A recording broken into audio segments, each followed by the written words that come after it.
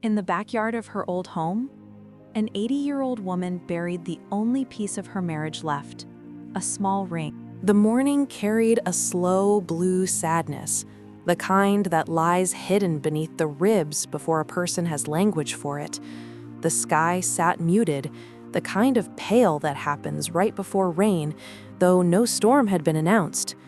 Dew rested on the fence posts like tiny tears, and the magnolia tree behind the old brick house still held its soft white petals, though each bloom looked too full, too alive for the life now missing from that yard. The world moved forward, but that tree stayed loyal. The house had peeled paint along the back walls, a sagging gutter, and windows that remembered laughter, even though there was none left inside. Weary wood bent with age, but the magnolia tree bloomed anyway, unchanged, unbothered, unbroken. That was the part that hurt the most. Why did nature keep blooming when humans did not? Ellen Mae Foster stood barefoot in that backyard with a ring resting inside her palm. Her skin carried wrinkles carved like stories the world never bothered reading. The metal within her hand wasn't bright gold anymore. It had lost its shine, lost its polish, lost everything except meaning. It was dented along one side where it scraped against kitchen countertops through years of supper making. It was scratched where she once tightened a bolt on his fishing cooler because he said the latch never stayed right. Every imperfection held 40 years of a life built without luxury, but rich in ordinary miracles. 40 winters where their old furnace clanked so loudly they laughed instead of complained. 40 summers where lemonade was more water than sugar, but tasted like sunlight anyway. 40 mornings where coffee steamed against cold windows and he rubbed her shoulders just because. They survived storms. Not tornado storms, but storms of tiredness, storms of afraid of paying bills, storms of holidays where they could only afford grocery store cake, but they ate it together at the same table with the same quiet gratitude. He believed promises were not loud, they were steady.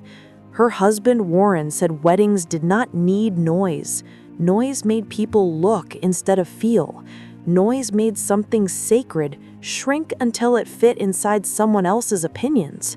So they married at the simplest moment life could give them. He proposed on a blanket spread across plain grass behind a borrowed house.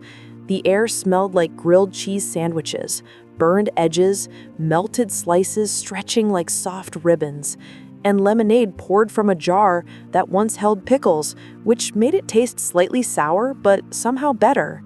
A pulper lantern swung from a branch above them. It wasn't meant for weddings. It wasn't meant for anything really.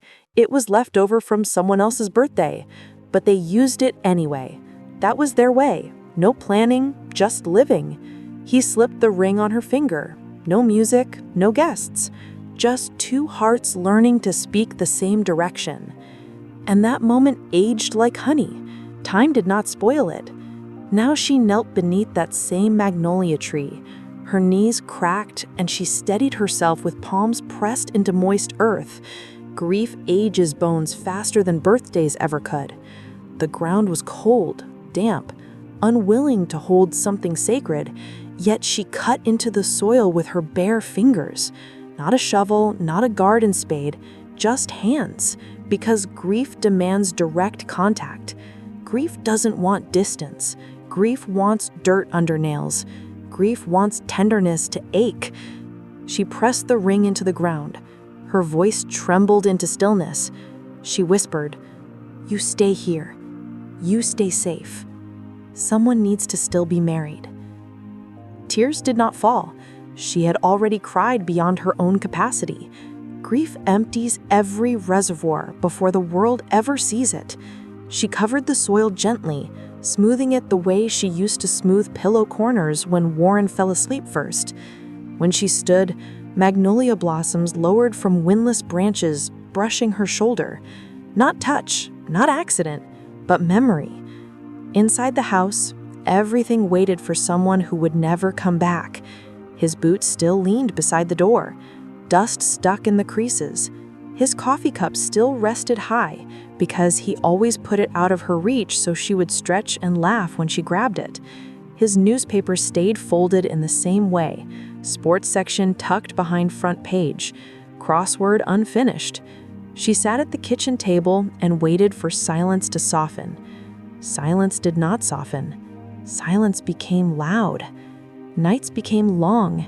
Nighttime air chilled her from inside. She slept upright, not lying down, because the bed felt wide and hollow, like someone emptied the mattress while she slept. Sometimes she talked aloud into darkness, hoping something would answer back. Nothing did. Her children telephoned, but only for signatures. Never, "Mom, how are you sleeping? Mom, do you want dinner with us? Mom, I miss the sound of your voice."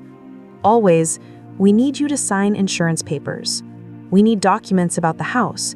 We need title transfer copies." She never said no. She never argued. Love sometimes holds doors open, even when no one enters. 11 months passed like fog. She barely went outside.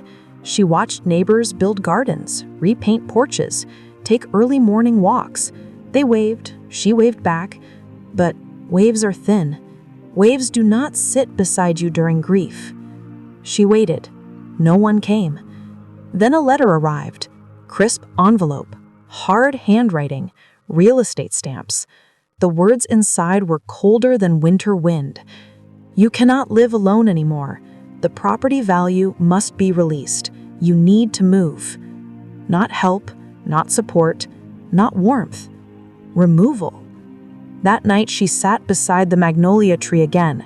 She didn't cry, she didn't curse, she just breathed, slowly, realizing memory was not enough to earn staying. She packed sparsely, a life of 40 years reduced to a few objects. 3 shirts, 2 pairs of socks, 1 framed photo of Warren in his denim jacket, smiling beside a lake they once thought was beautiful, but later learned was just muddy water reflecting sky. She folded that jacket into her bag, pressing it soft as if fabric could still remember touch. One last look at the yard. One last look at the magnolia. She did not touch the ground where the ring slept. Some goodbyes hurt too deep to disturb. The bus ride carried her through small cities, into bigger cities, into unnamed regions where road maps lost meaning. She watched nothing. She remembered everything. The bus windows showed people with entire lives unfolding, laughing, bored, tired, but none of that belonged to her. Somewhere past midnight, she fell asleep holding his jacket. She woke with its denim imprint against her cheek. The bus stopped at a place she did not know how to pronounce. A small town with faded Main Street signs, a convenience store with a flickering fluorescent light, restaurants that used handwritten menus taped to windows. Life was slow here, unhurried, which meant it was safe. She rented a room above a hardware shop.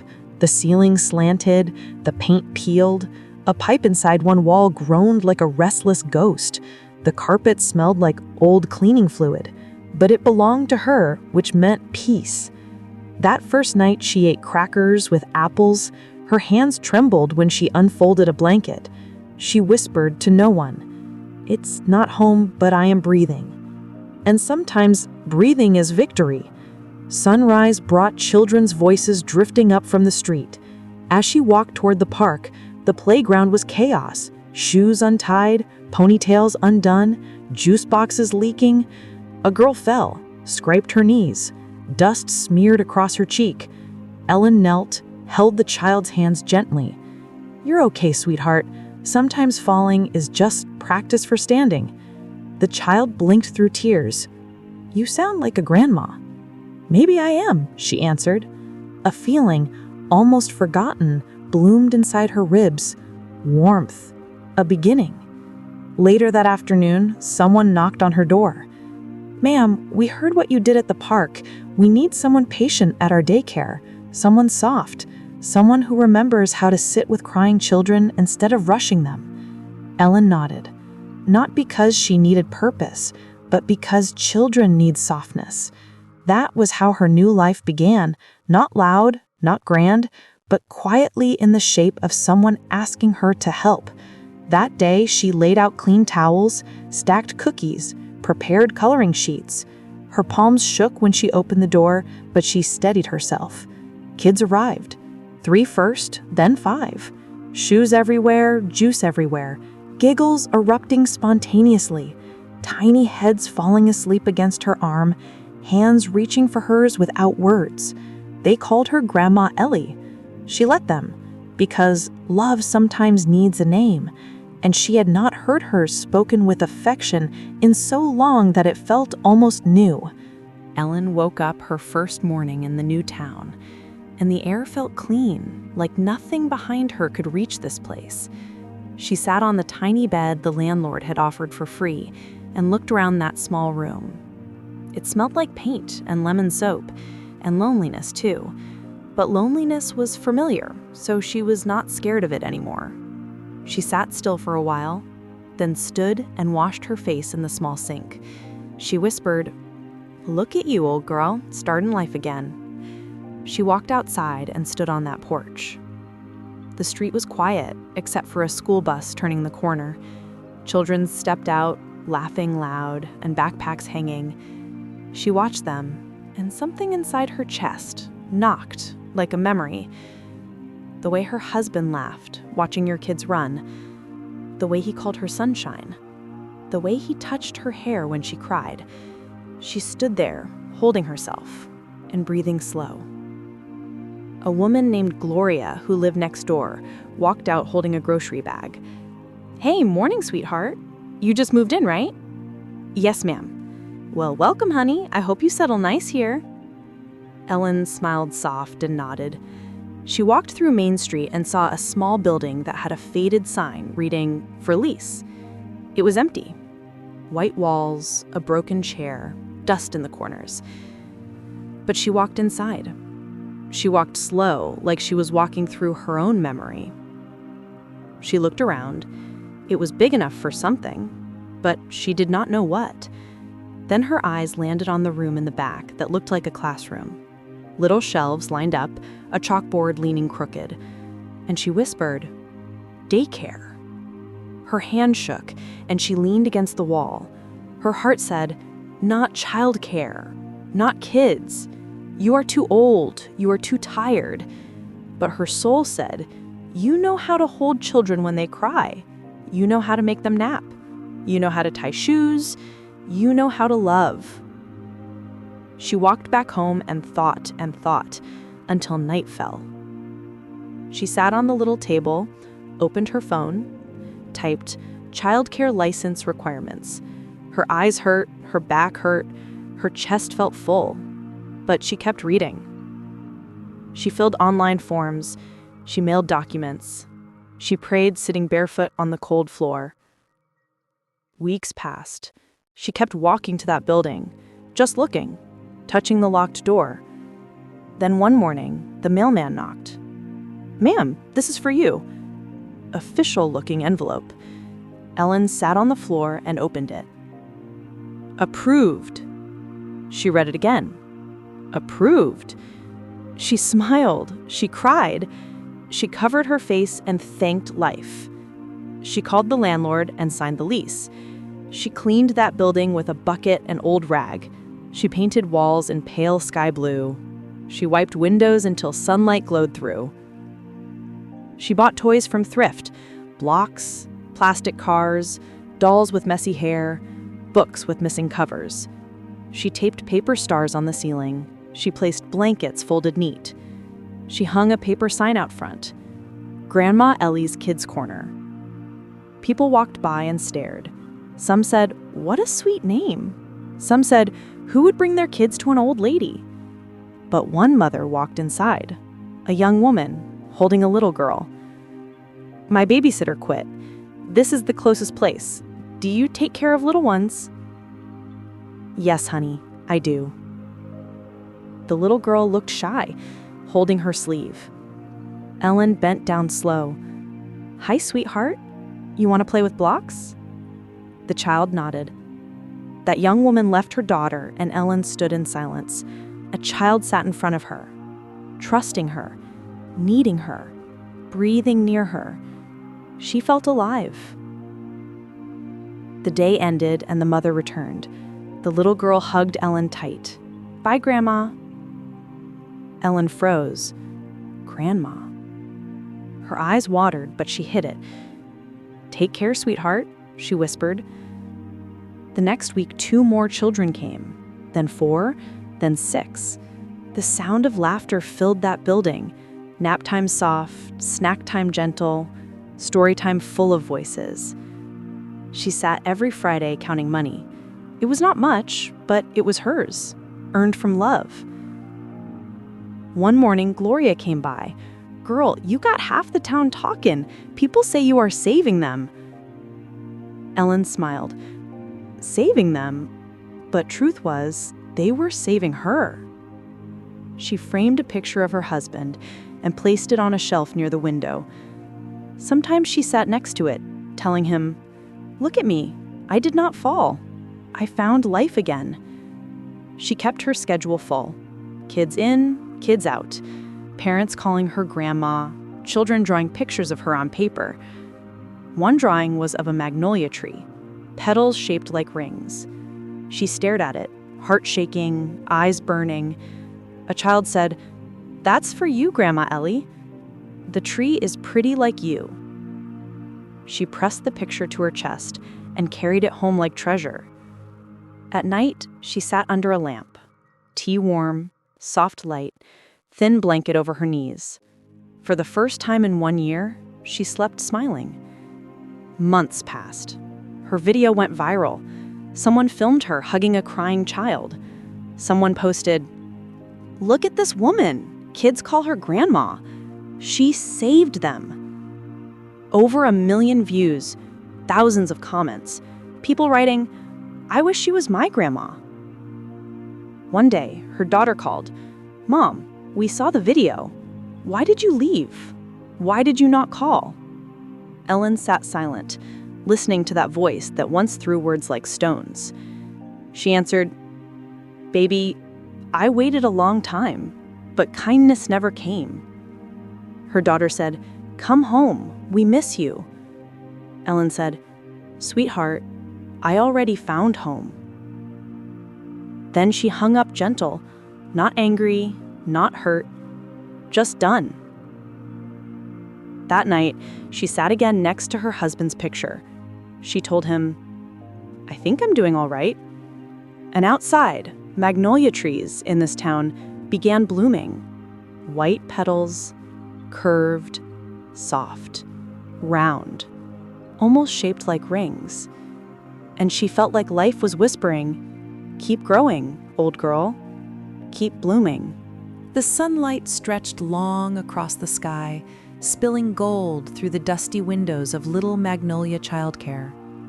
Children ran across the wooden floor, bare feet tapping like a drum line, voices bouncing off walls painted in soft sky blue. Crayons rolled under chairs, juice spilled on mats. Laughter lived here, wild and untamed, and Ellen May Foster, Grandma Ellie, moved through it all like a calm river, steady, soft, unshakable.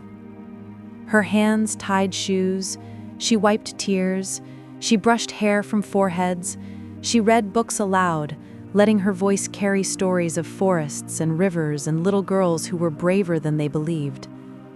She never asked them to listen, they just did, because listening to Grandma Ellie felt like breathing clean air. The bell above the door jingled. A group of parents came in, carrying muffins, small cakes, a bouquet of daisies. They said quiet things like, "Thank you for being her safe place. He talks about you all the way home. You are more than a teacher." She smiled softly, nodded. Words always felt too loud for what she wanted to convey. She preferred action, presence, consistency. That had been missing from her life before, and she swore it would never leave these children. One afternoon, she was arranging storybooks on a low shelf when the air shifted. Her chest tightened. Not with grief, not with fear, but with memory.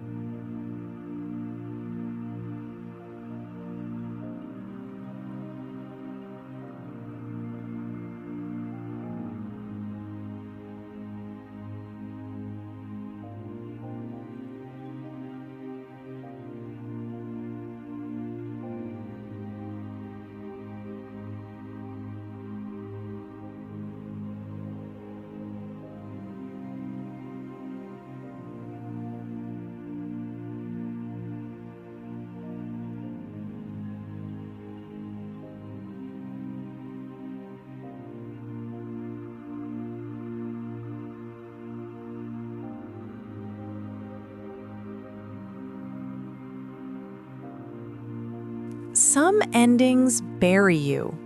Some endings plant you.